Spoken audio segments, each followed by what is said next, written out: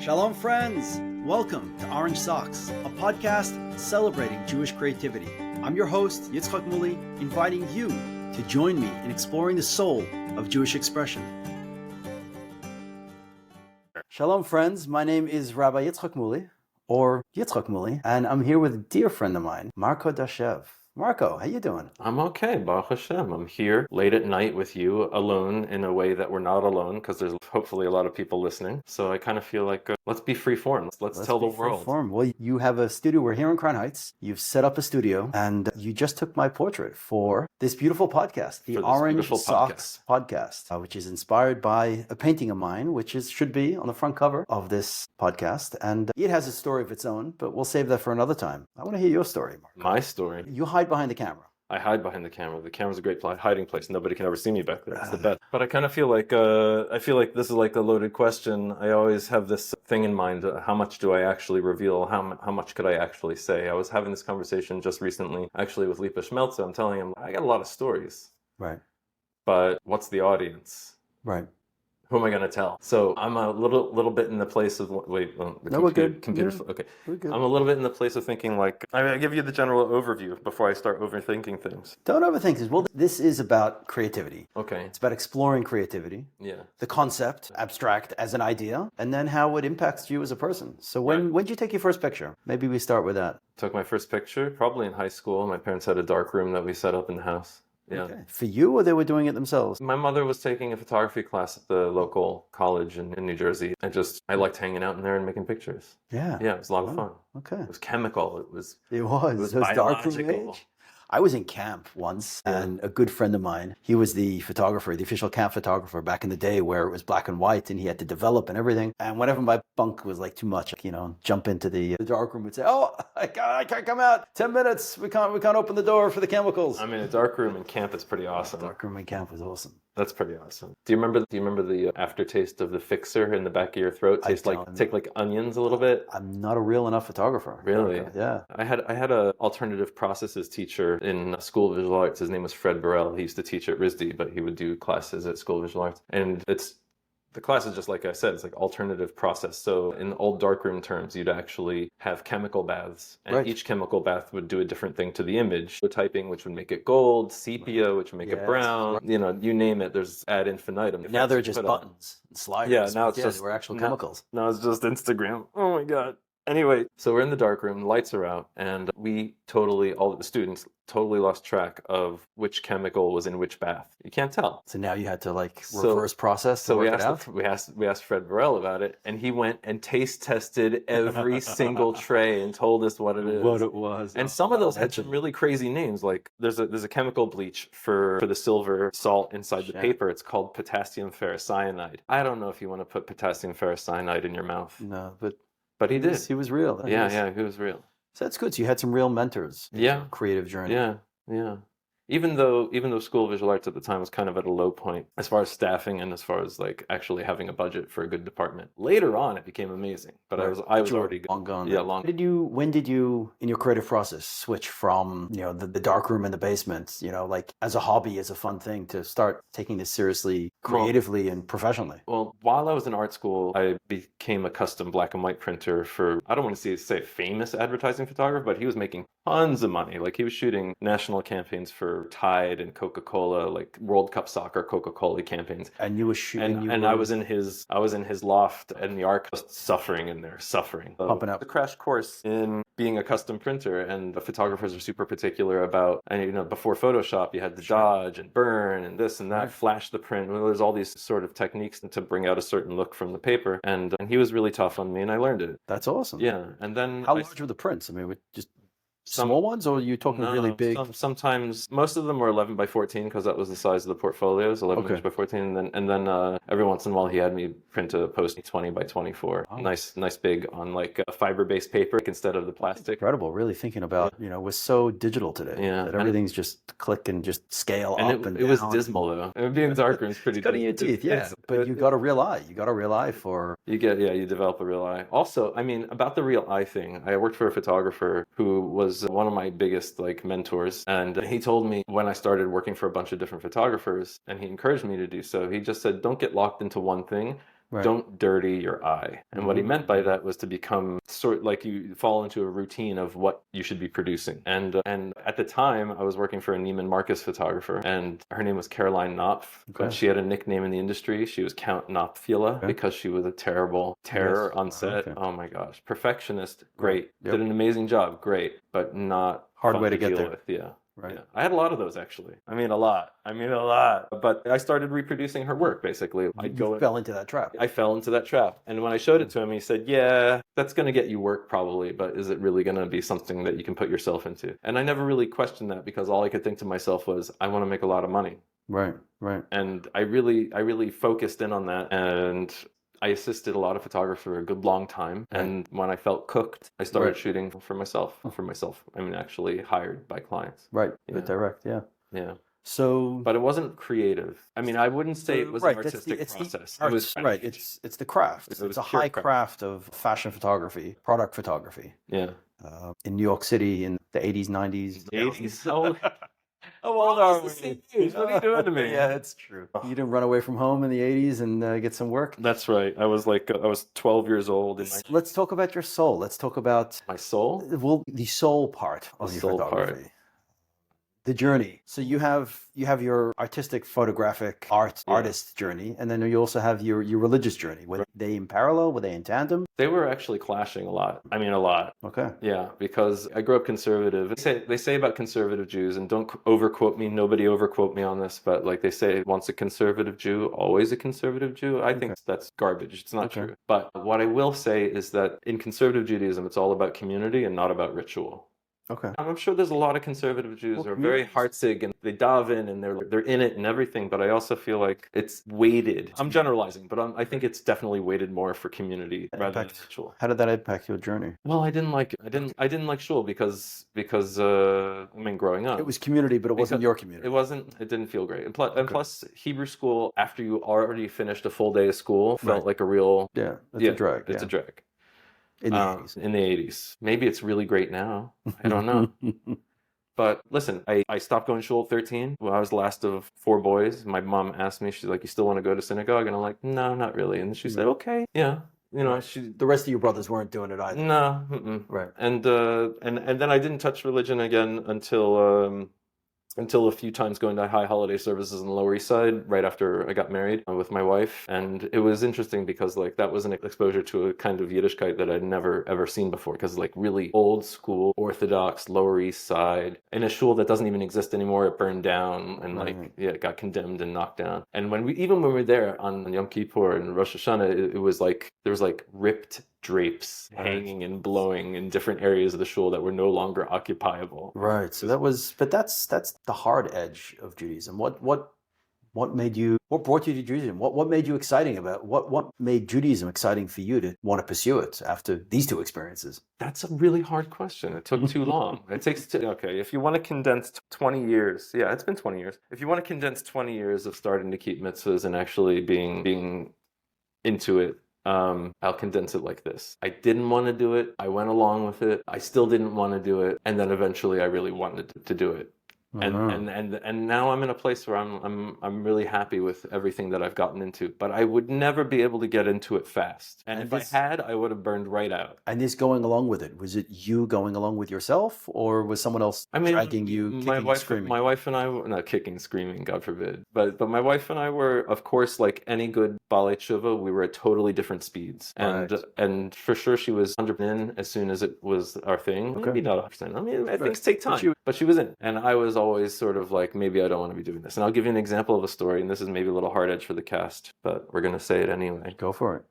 I think right before we were Shomer Torah and mitzvahs, but we were already trying to keep Shabbos and things like this. I got a gig where I could decide to take the job and go to Spain, on the south coast of Spain, with views over the water to Africa for a week and a half, for like the full beautiful fashion job. And I felt like, this is great. What was the catch? The catch was over Yom Kippur. A classic over and Yom Shabbos Kippur. And all that stuff. And God bless my wife. She said, don't go. And I said, I'm going. So I went. But somewhere between New York and London, where we had to stop for the client, and the south of Spain, and the 3-hour drive to the location, I got the most horrible food poisoning I've ever had in my life. and I was completely a tortured soul all through Yontif. You couldn't fast, or I mean, you couldn't eat, or I couldn't function. Right. Yeah. You kept Yom Kippur. I mean, I was probably talking to God a lot. Right. I'm sure there were some conversations there. Maybe not in the right location to address the one above, or not in the right condition, maybe even. But it was a journey. It was a journey. It was a journey, definitely. Yeah. And it still is a journey, I'm sure. Still is a journey. So I like what you said earlier. It's interesting that there was a conflict between your art and your Judaism, or between your craft and your Judaism. Your two journeys. Well, there was, because I thought Shabbos and Yantiv was like cutting me off at the knees financially. Right. And at a certain point, call it reckless abandon, call it a commitment to a higher thing, call it ascribing to the idea that Hashem is writing into the books how much you're going to make during the year, and all you have to do is your shtadlus, and you keep Shabbos and Yantiv, and Hashem's taking care of you. So I was, at a certain point, I signed on to it, and that was probably early 2000, somewhere around there. In 2005, I started shooting for really awesome fashion clients and making good money. And then I got an agent, and I told my agent, I said, I will not work Shabbos and holidays. And he said, you're crazy. And I said, that's fine, but just let's keep it like that. And he said, whatever you want. I mean, whatever you want. He's working for me. And I think 4 years into that relationship, I asked him, I said, could you quantify how much work I missed out on because I didn't take Shabbos and Yantiv? And he said, probably another 30 or 40% of the jobs. And I was sorry I asked. I didn't. Right. That's a tough blow to find that out. I was crazy sorry that I asked. Really? Yeah, it's better. How did that make you feel? It's better not to know. Better not to know. Part of me was crushed because, all that money could have gone somewhere and done something more than what I was doing at the time. And part of me really felt hit. But the other part of me is like, that money wasn't mine anyway. So right. No big. Did any part of you, there's another story that I'm not going to repeat now, but did any part of you say, well, this is my sacrifice? Of course. This is my price for keeping Shabbos. This is my offering. Yeah, Phil. Yeah. I had a bunch of those. Yeah. I had to give up on clients that some of them wanted to run into Shabbos, and I'd have to say, no, I can't do it. Like, say I got booked on a 5-day job, Monday, Tuesday, Wednesday, Thursday. Okay. Right. And I have to tell the client, listen. Literally. So you put down. It's December, and I have to be out of the shoot on Friday at 2 p.m. And if they're paying a lot of money for a whole day of shoot, the last thing they want to know is that they can't use you up until 5 p.m. or 6 p.m. or whatever it is. But then again, some clients are really understanding. Right. Yeah. So you walked away Friday afternoon, 2 p.m., put your camera down and say, I'm out. I'm out. Yeah. That's commitment. I also lost one of my biggest clients over Shabbos because the creative director switched, and the next one, even though they were both Jewish, one of them was always like, she was like, 3 o'clock, Marko, you're good. We got everything we need. And she'd do it over and over again. I'd always be thankful and shocked, a little shocked that she was so easygoing about it. Next one got in, and she was not having it. It took her a whole of 2 months to find the grounds to let me go. And meanwhile, these are freelance. It's not like letting me go like I lost my job. No, but that was a big client. These are big clients. Yeah. Right. Yet another offer. But listen, it wasn't the conflict between Yiddishkeit and whatever I had going on personally was a process. Yeah, it was one side on me wanting to work more and make more money. And on the other side, it was also how much did I really feel connected to it that I'd want to put my whole body and soul into it. And I think the answer came very, very gradually that I'm in it to be an observant Yid. There's lights and blessings and all sorts of amazing, there's amazing light and hamshachas that come down in halacha.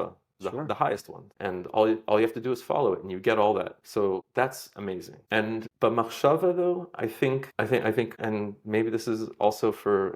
Who wants to be open and say a lot of why I'm in Yiddishkeit is because of community? For me, it really is. I love all the people I've interacted. Now you're back. I love you. Thank you. And we get to interact semi-often. But you walked away from conservative over community because that community wasn't your community. No, for sure. But it also wasn't my parents. Like, it felt like a put on for them as well. Right. But here you found your community. Yeah. So you mentioned earlier about finding that your work reflected your body and soul. Is there, part of being a photographer really is that, if I understand correctly, especially a freelance photographer, is that you're up for hire for whatever the creative director, the company, whatever else wants to shoot. You don't really get to direct what your subject matter is. So what's some of your passion projects? What projects have you created that really is a reflection of your body and soul? So I was, and I still am, a firm believer that before the age of 30 or so, you don't have much to contribute culturally or intellectually to the world unless you're a genius, like a real shine-out genius. And maybe that's a fault of how I was raised. You really got to pay your dues. You have to pay your dues. You got to do your time. You can't just walk out there and have something to say to the world. Unless you have something really worthwhile. I felt like I didn't have anything worthwhile, but I also feel like you really have to listen. To 200 years ago, 300 years ago, you get to the age of 40 and you're an old man. True. And the slide, that graph of how much you can contribute is really concentrated into that little space. And here we are, information superhighway, all the experience, all the wars, all the traumas, and blah blah, and everything that you can sort of internalize or assimilate. It's like a dirty word. It's a lot. So like, how can you process it that you'd actually make a contribution to the greater good or the community as a whole? That's a fascinating thought. I'm sitting with that a little bit. So listen, like it was doing all this fashion baloney and it was great money and it was a roller coaster. It wasn't great money all the time, but how was I actually doing anything to contribute to anybody or anything? I was like a leech on society. No, you were a creative cog in the wheel. A creative cog in the wheel, a crafty cog in the wheel, if you want to call it. And in a way, there was a very old story a very long time ago and this is all connected, so I have to say it. And I'm not even letting you talk. You're not even, well, you're going to be talking on all these podcasts. Don't worry. So this is not me. I'm here to listen. I'm here to take this in. I shouldn't have guilt about this?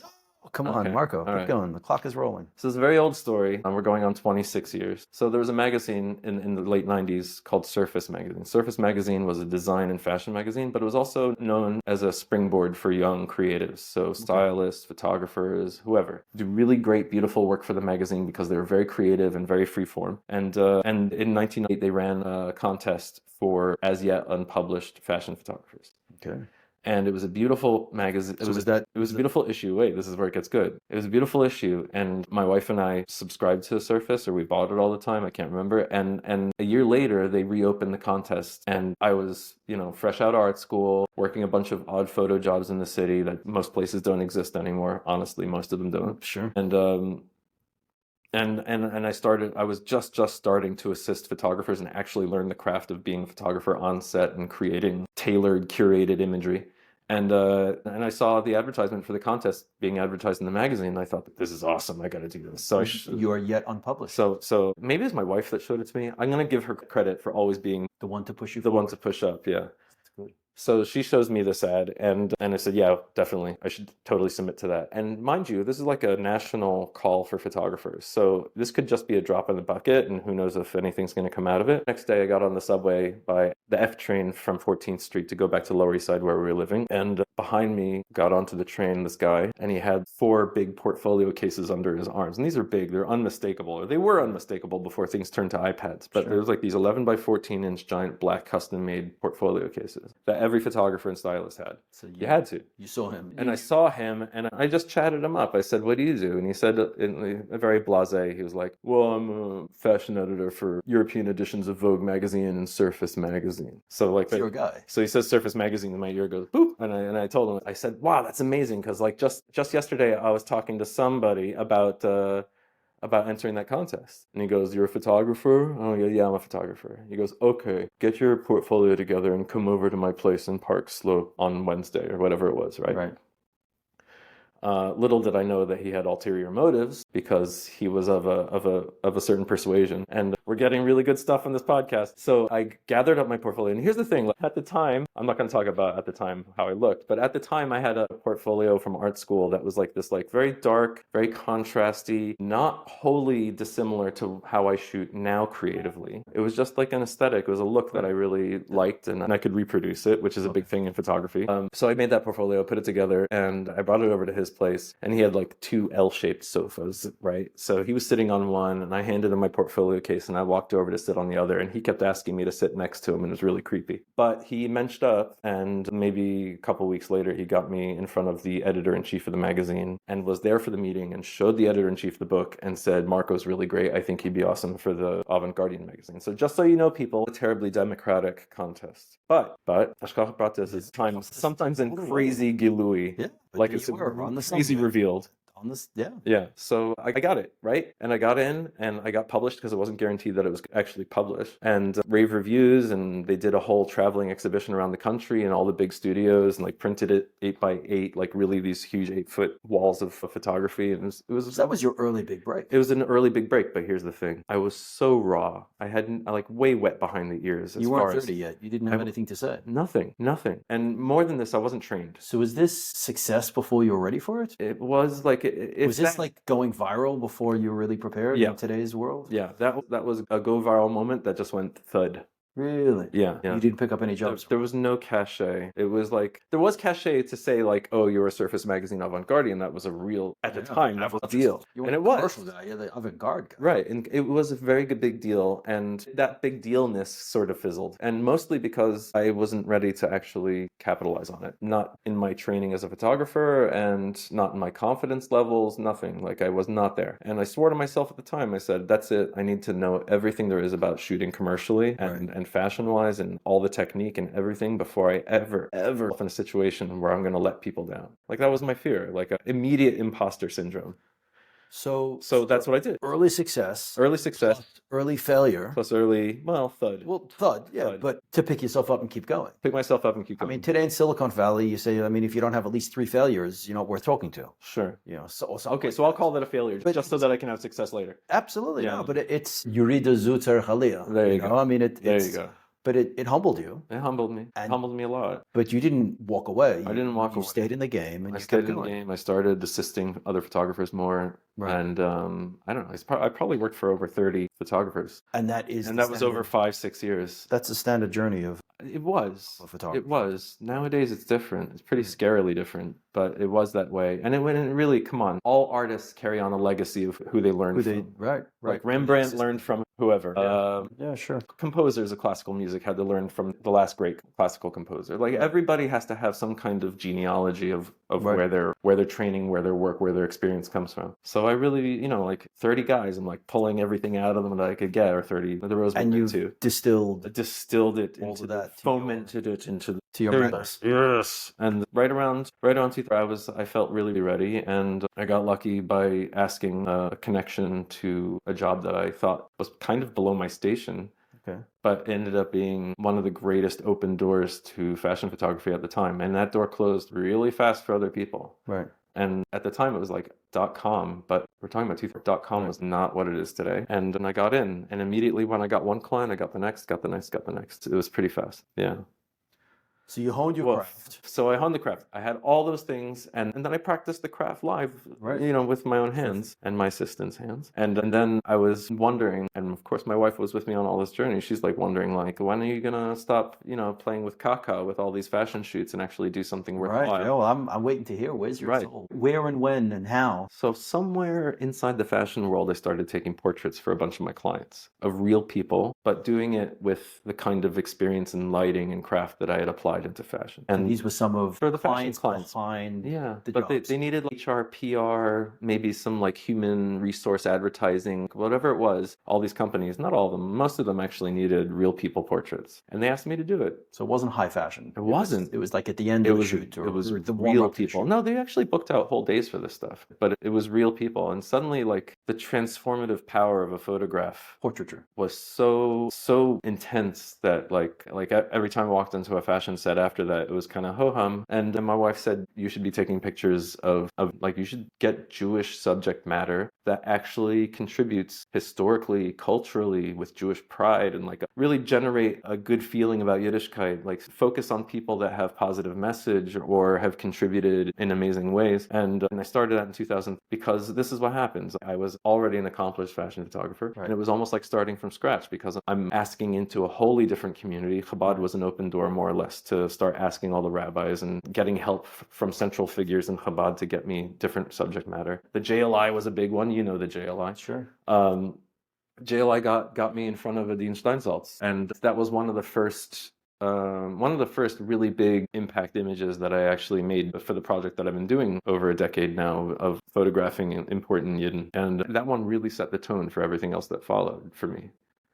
Imagery wise, that was like not only did I shoot it, but it continues to be the inspiration image. That one shot of Steinsaltz, the headshot, the one that's pretty close. Yeah. Plus, it was an intense time for him. Like, there was 3 of his Talmidim were missing from the yeshiva, and it was back then. So, and of course, he has since passed on. He's since So passed on. I imagine a few of your subjects, some of your subjects. A few. Really, you are documenting. It's already history. Yeah, history. It's already history. So And that's what a photograph is, right? It's at least by now I've made historical contributions. Hopefully I'm making cultural contributions. I would think so. I would like to think so. I've done big exhibitions. I had 3 in Florida, big JCCs, which have a huge influence because it's not only just Jews going there. What do you call this body of work? So, or is it ongoing and it's untitled? It's ongoing. Listen, at the beginning, I felt like I was just going to focus on rabbis, teachers, interesting rabbis that really impart both the direct wisdom and also how they spin it. And I called it the Rabbi Project. My wife and I called it the Rabbi Project. Your wife is she's a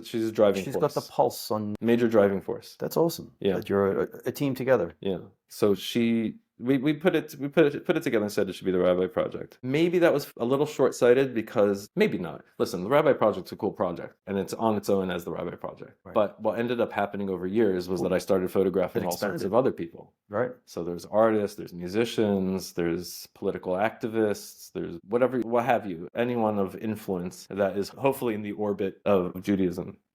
I mean, hopefully, Shomer Torah mitzvahs. Listen, I have no business to know who's from and not from. Right, you're not a gatekeeper. But I'm not a gatekeeper. No, it's not my role. You're documenting. Yeah, and all through portraiture. Through portraiture. Yeah.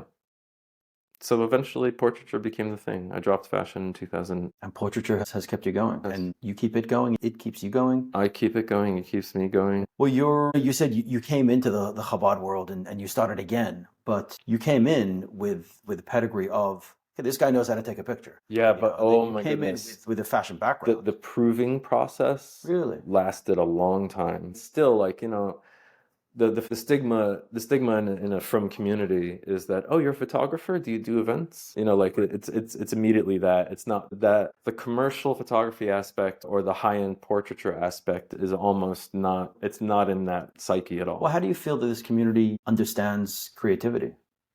It's opening up. I think it's a progress thing. Maybe now's the explosion because everybody has access to social media where you can actively see artists actually creating their work and posting it. Right. Whereas before, where would you ever see it? Really?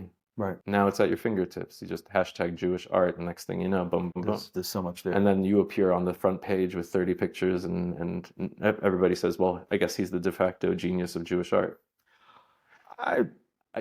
Don't be modest. Misplaced modesty. Okay. Listen. It's interesting that you said that you needed to prove yourself. I don't recall having to prove myself, but I'm still making. But you get to. Well, that's the thing. You get to create art in a vacuum. Right. I don't want to say vacuum. In a vacuum. But you do get to create art in a vacuum, and I have to create it with interactions with people agreeing to be shot. Right. And a lot of, thankfully, not anymore. It's not a challenge to get subjects that I want to go after. People either say yes or no. That doesn't change, but they say yes way more often now. Right. Yeah. Well, my work has evolved from pop art, abstract, and so on, and sculptures, but interactive art and inviting the viewer to become part of the process of creating art. And you know what? In a way, that's what photography is. Right. It's an interplay between the photographer and the subject. But isn't art always an audience of one? Art is an audience of one, but when you have a finished painting on the wall, well, then it becomes something. Then it's a finished painting on the wall, and it's your reaction to it. It's not a two-way. It takes on a life of its own to a certain degree. You're no longer 30. You've passed that milestone. Do you feel that you have something to contribute? Do you look at your work with the sense of what you just said, that you're making history? I mean, do you realize your own contribution? No. Okay, me too. Crazy. I almost borderline insecure about whatever I've done or accomplished or contributed, which is really bad for an artist because part of what should be our driving force is a healthy amount of ego. And I get chances, I get little glimmers of ego. Like there's a photographer that's local here in Crown Heights, and 3 years ago, he called me up off of Instagram and he says, "Listen, I love the Rabbi Project. I'm a huge fan. Would you mind if I do something that is not exactly the same, but of course it's sort of similar because I'm going to be shooting people. I'm calling it, I don't want to say it.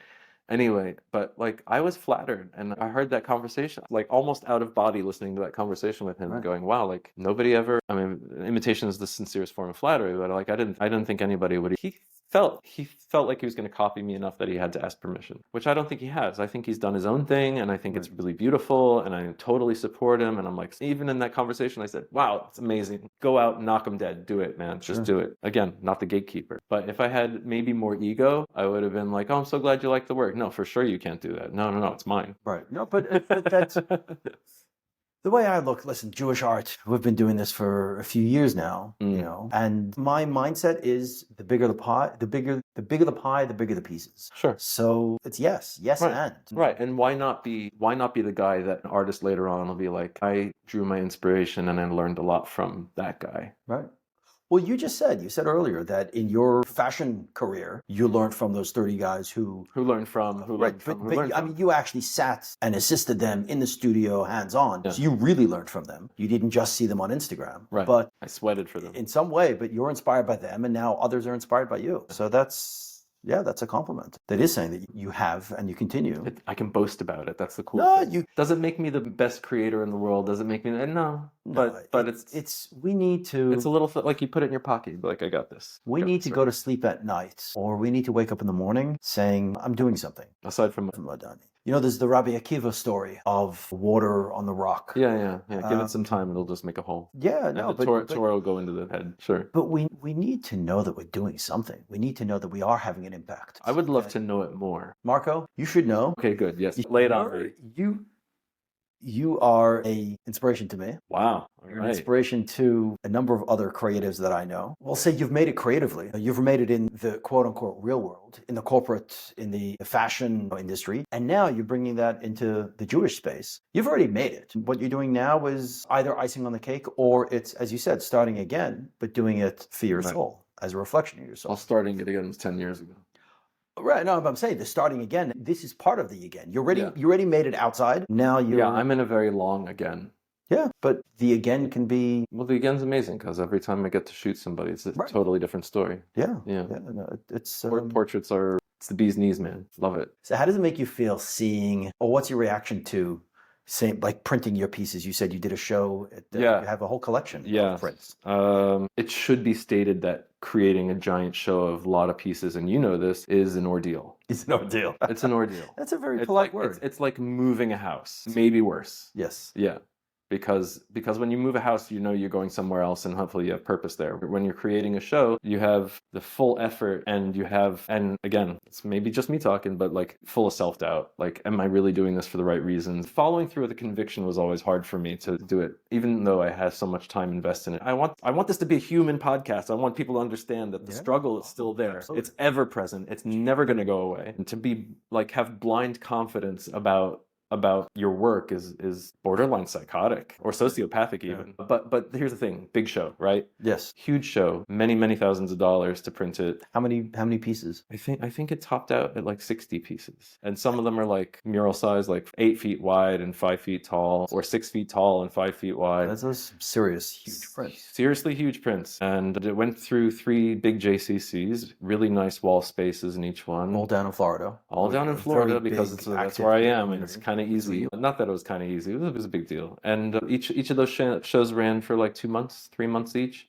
Seen than Miami Beach or Palm Beach. Okay. Those are the first 2 shows. The Aventura show is, mind you, JCCs are not necessarily full of Jews only. And for sure, in some places, it's, go figure the percentage. But in Aventura, it's mostly Israeli, secular Israelis. I hate saying secular Israelis. Let's just say they're Israelis. Yeah. And I hung the show, and it took up these 2 huge hallways and another couple places spread out through the JCC where it would be like a centerpiece and advertised where the rest of the exhibition was. Leading the eye. Yeah. And I remember I had just finished hanging the show, sweating for 2 days to get it all up on the walls and make sure it's lined up right. You know what this is all about. I know the drill. And one of the classes in a classroom off of the hallway was like for acrobatics for like 12-year-old girls or something like this. And I'm like 100 feet down the hallway, and I hear echoing down the hallway, I hear a girl say, "Ugh, not another picture of a rabbi." And I started laughing so good. And I was like, and right when she said it, I said, yes, this is exactly where those pictures need to be. Yeah. So I'm looking for the next exhibition. Okay. I'm not going to mention possible venues, but they're in the works. Hopefully, yeah. So where do you have the greatest satisfaction of your work? Or do you ever have these moments where you can sit back and is it before hanging a show? Is it after hanging a show? Is it selling a piece? You haven't talked about any, do you sell your pieces? Some people ask for prints. That happened. But selling pieces off the wall, it's more like it's a museum show. It's a museum show, Yeah. right? So, well, it's a high bar. Yeah. You set yourself a high bar. Yeah. Yeah. Satisfaction. No The satisfaction. satisfaction. It's satisfying to see it up on the walls and know that it has an audience that's not locked into a computer screen or a phone screen, God forbid. Well, let's talk creative process because I think we have very different creative processes. Yeah, what's your creative process? Oh, I get tremendous satisfaction from an idea. I can get idea drunk thing. That's one thing I see that you do is you find a concept and you roll it around until you have it right, and then you actually do it. You're like, I don't know how much you don't execute, but what you do execute. I got a laundry list of Oh, things boy. that haven't seen the light of day yet. Yet. The word is yet. That's the thing. Like, I'm thinking, like, how much does I don't want to know how many things you don't execute, but what I do see you execute proves like a really great track record of bringing something out of nothing. Thank you. Many, many times. Yeah. To great success or to great effect. So your satisfaction is in the execution, I'm guessing. Well, that's the thing is I can have incredible satisfaction. I can have when like an idea hits me or I develop an idea, whatever time of day it is, I'm almost like I'm done for the day. That's it. Like I've exerted so much effort in the thought process and getting excited by the thought process. I almost don't have to do anything after that. Even though, well, did that impact anyone? Well, that's a different question. Does it impact it? Does it need to impact anyone for it to be meaningful? It didn't become a physical zach. It didn't become a physical zach. But Christo and Jean-Claude, do you know who they are? Yeah, so sure. they're my heroes for a few different reasons. But for one of them is that their concepts are complete works in themselves as concepts.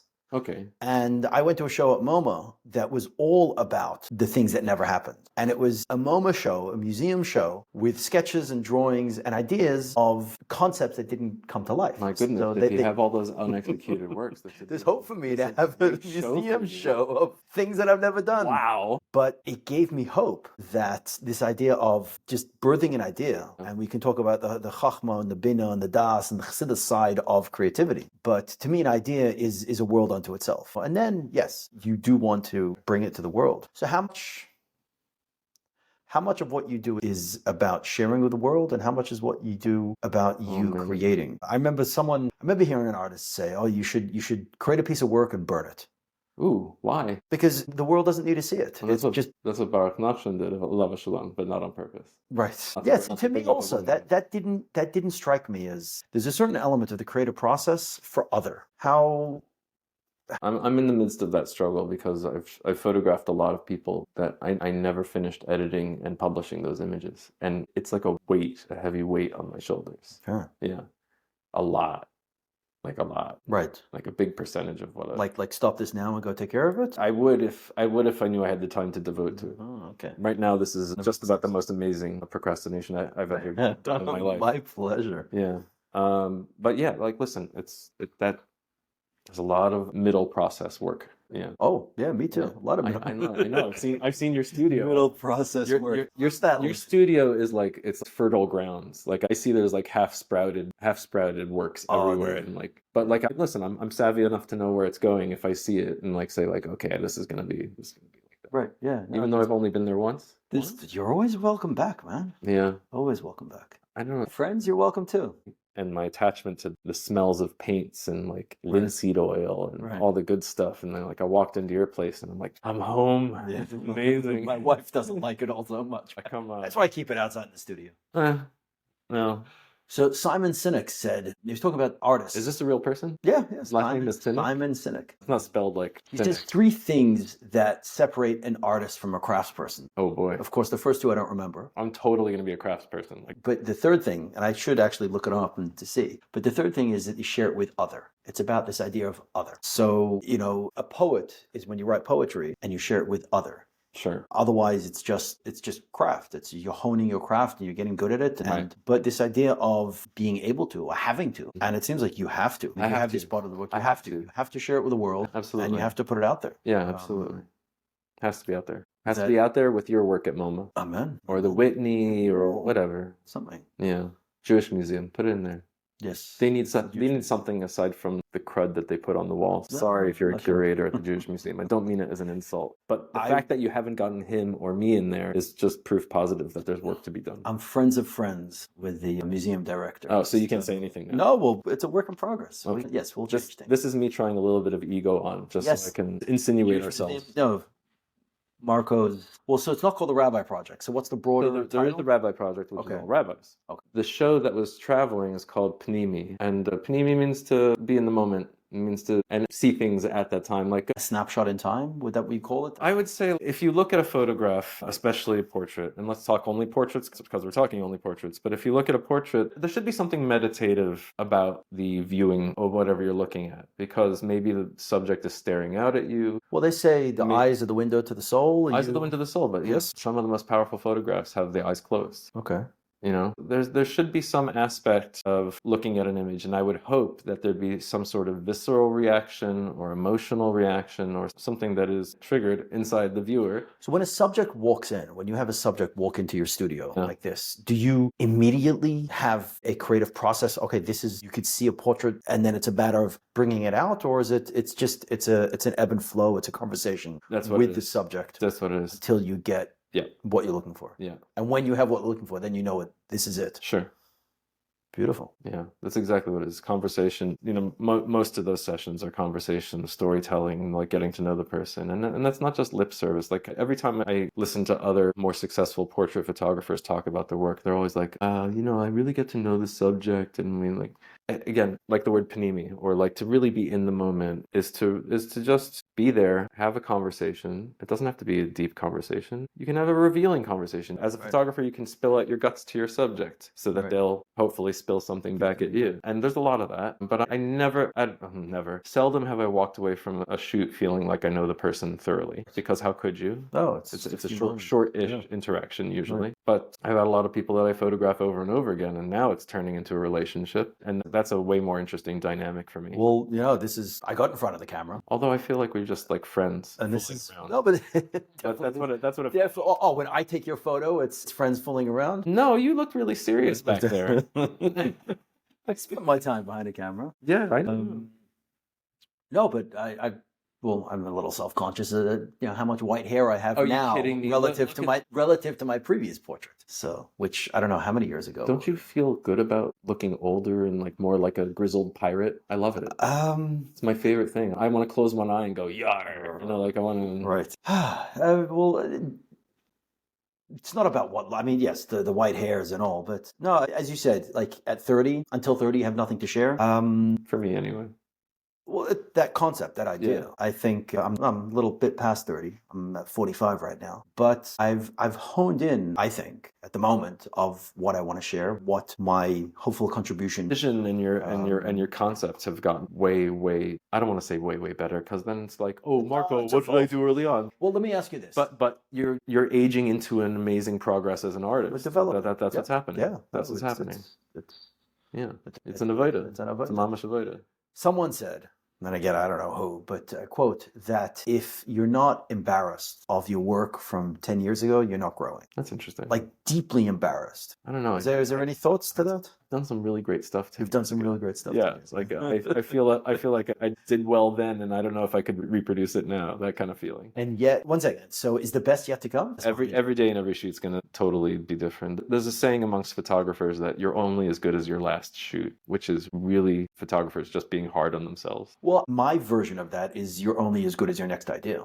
Or you're only as good as your next execution of your previous idea. So you're being needlessly hard on yourself. No, it's fine. You need to be a self-criticizing person. Otherwise, you're going to slip into being a sociopath. Like, I'm just going to keep repeating that word. But yeah, just growing and making sense. I think the best is yet to come. I think so. Yes, there definitely is. I like that response. There's something healthy about looking back at some of your work and going, wow. Listen, the Orange Socks piece, which really inspired this, it's done a lot of inspiring, but inspired this the Orange Socks podcast. That was almost a throwaway piece. It's something that I just happened to create and happened to happen. But the way people connected with it, it's almost, if I may say so myself, a bit of a cult classic. Yeah, nice. Yeah, we've achieved some good things. We've got more to do. All right, Marko. Yitzchok. It's been a pleasure. It's been amazing. היום נעשה משהו בלתי נשכח